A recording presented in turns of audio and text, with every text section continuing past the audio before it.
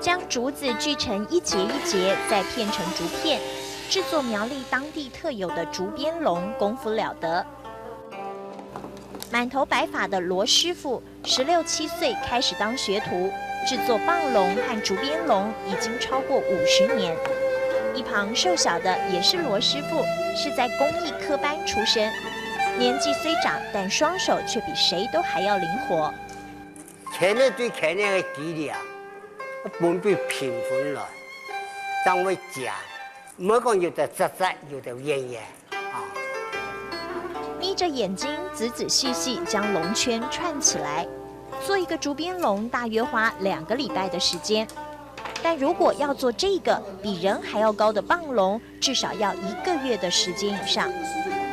不仅制作笼架费时，笼背的彩绘也要有深浅层次。复杂的龙头更是整条龙最重要的地方。它本身就做的时间会花的比较久。那一心宫前面点睛，然后就是请神，因为龙一定要修龙点睛，就是有龙神在身的嘛，所以说你龙点睛又一定要画10天。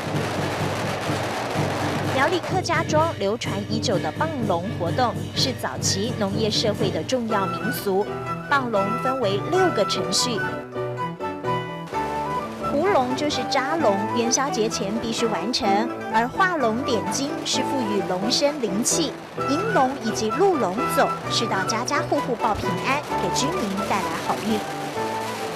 重头戏棒笼，也就是用鞭炮炸笼，炸得越彻底，代表1年越兴旺。最后再将龙带回土地公庙谢神化龙。你龙到了家里来迎，那你去迎龙，会把你家里会比较一年会比较顺利，然后炸龙会把它越兴旺，然后你炸龙越炸得越多越兴旺，如果说你那个一般的做生意的就会越赚钱，那农家的收成会更好。具有历史意义的客家传统棒笼活动，已经是每年元宵节当地重要的传统文化。透过活动，不仅让人认识客家情怀，也体验到一场精彩的文化盛事。串竹点睛，彩绘龙形，当爆竹燃起火红一片，虔诚祈愿一达天听。客家棒笼给我感动时刻。